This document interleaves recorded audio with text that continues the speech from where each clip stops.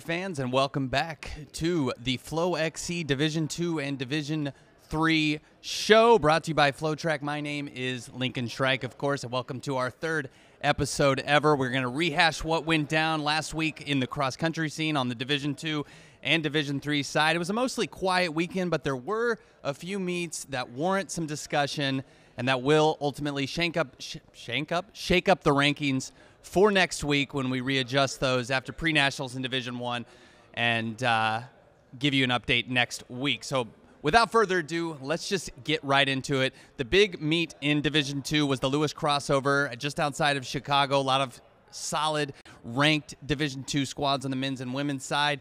Top team there to watch was the Western Colorado women, and you're getting a peek there at Sophie Seward and Alicia Konachek. They went 1-2 out at Lewis. They actually went 1-2-3, did Western Colorado, as Seward took first, followed closely there by Konachek, and then Konachek's sister Annetta. So we've been talking about the number 3 Lady Mountaineers quite a bit this year so far. We did go out to Gunnison, Colorado last week and did a workout with them just 3 or 4 days after that brutal workout, those mile repeats that we filmed, which we'll have later on this month for you.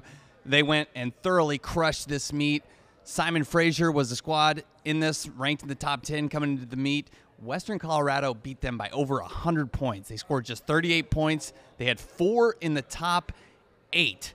And this is not a light competition meet. Maybe it wasn't as big as last year when we had several top 5 squads, but still, Western Colorado looking very solid. Reminder, this is a team that is still in search of their first national title.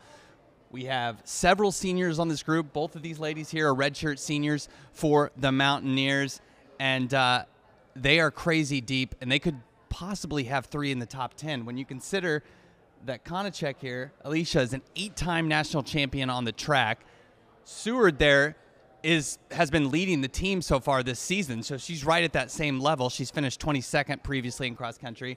And the crazy thing is, Annetta, who you see way back in the distance there, she's actually the athlete on the team with the lowest career finish at the cross country meet. She was 7th last year. Neither of these two ladies ran last year at nationals as they redshirted. So we've got one that's finished top 10. She's finished 12th, and she's finished 22nd.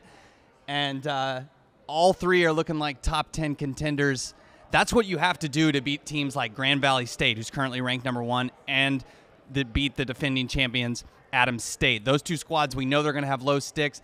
This team has the low sticks to possibly contend. They showed that this weekend in Lewis, and we'll see where they go from here. They're going to take some weeks off going forward, as we still have about 2 months until nationals on the Division II side. So that's your update on the D2 women's side. Let's kick it over to the men's side, and it's the same story. The Western Colorado men, they were also at Lewis, of course, and they pick up a win over Queens, who was also there, and also Colorado State Pueblo. 2 top 10 squads were there, and they pretty much crushed them as well. 84 points to Queens 115.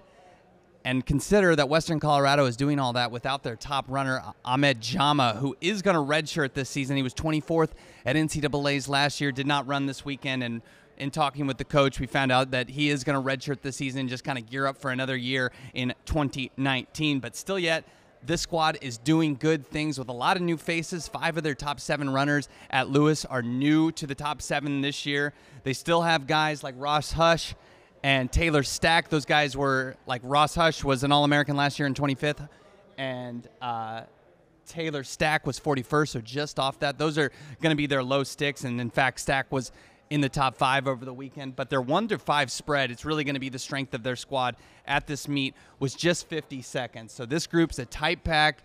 They've got some new faces, but they are a team to watch. They're not up at that level quite yet of Adams State or Grand Valley State or Colorado Mines, but they're going to be a team to certainly keep an eye on.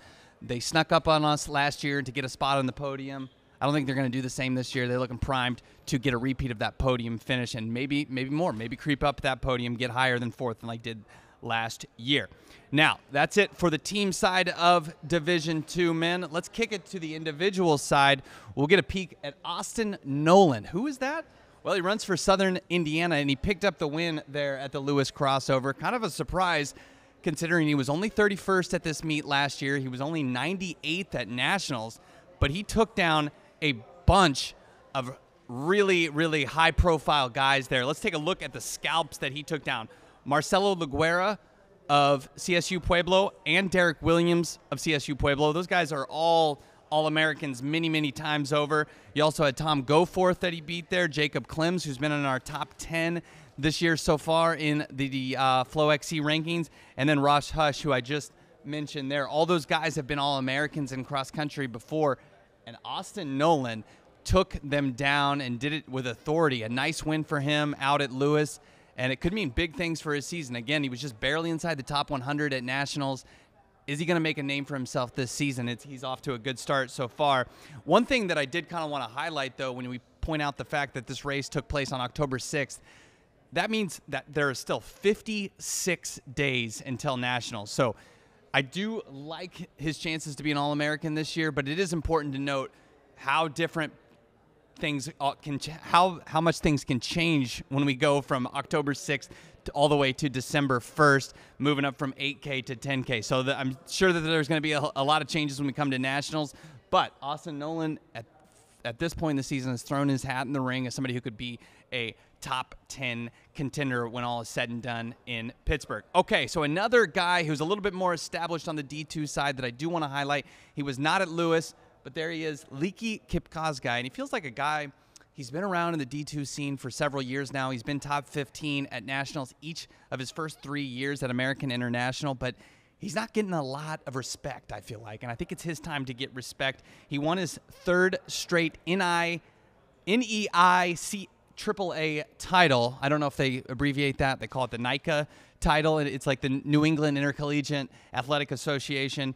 He won his third straight title there over the weekend. He's been top 10 at that meet all 3 years. And reminder, that's an event in the New England area that includes Division I and Division II teams. So it's not like he was just going up against scrubs.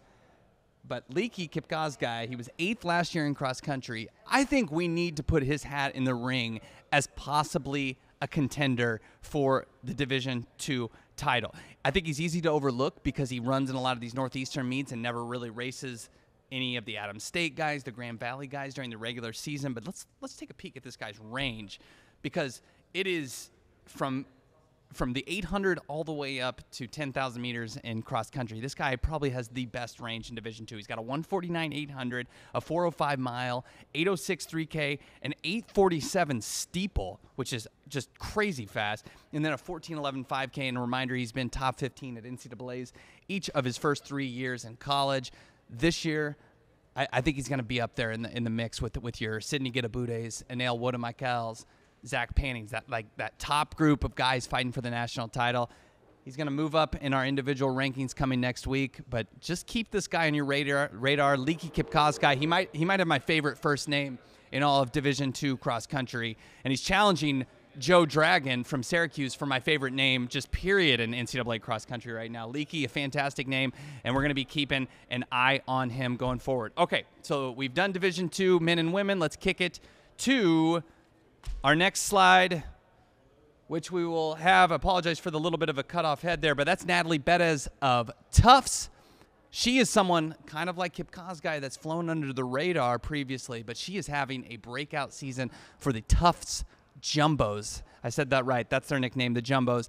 Betez has been Jumbo for the Tufts squad this year. Just 76th at Nationals last year, and the season before that, 115th. So certainly very unheralded for the Jumbos out there at Tufts. But this year, she started out 3 for 3, a perfect season thus far. She's beaten people like Caitlin Mooney from the Coast Guard, who last year was 4th at Nationals. She also beat Leander Zimmerman from MIT, who was an All-American. And this past weekend, like Leakey Kipkogei, she got the win at the NEIC AAA meet. NICA, I don't know what they're calling it these days, but she got the win.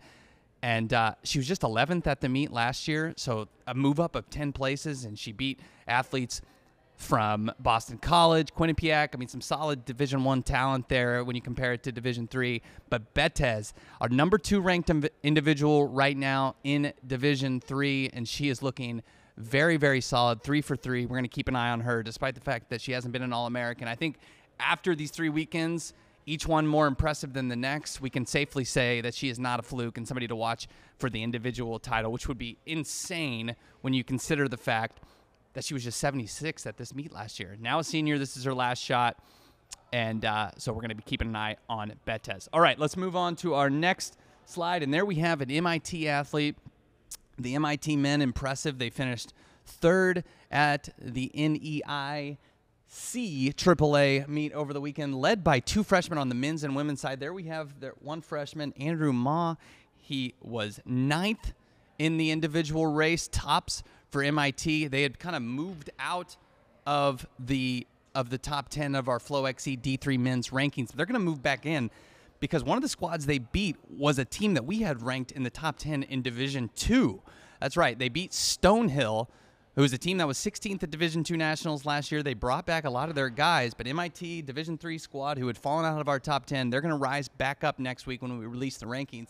Led by Andrew Ma, they finished third at that meet, again, beating Stonehill, which was definitely not an easy task, and quite impressive from the engineers from MIT. Now, on the women's side, we had Izzy Gengaro for MIT, another freshman. So MIT gets two top performances by two freshmen. She took 6th at the NEIC AAA meet, and the MIT women, they finished 2nd at the meet. Quite impressive for them when you consider they were going up against Boston College, several other Division I teams. Women put 4 in the top 20, and they're going to hang strong at our 3rd ranked spot coming in next week in the rankings. This is a team that is showing their podium potential in the Division III Nationals. Obviously, they're not looking quite at the Johns Hopkins level just yet, but Hopkins, so far, they've been impressive, but they've been running without one of their All-Americans, Natalia Lespeda, out there at Hopkins. So possibly our number 1 team vulnerable, and this team, MIT, running with a freshman up front, and they have another All-American in Leander Zimmerman behind her.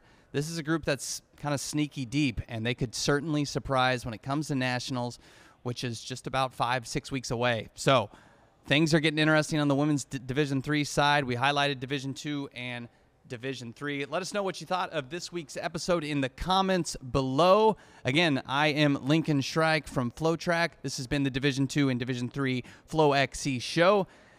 Until next week, we are out.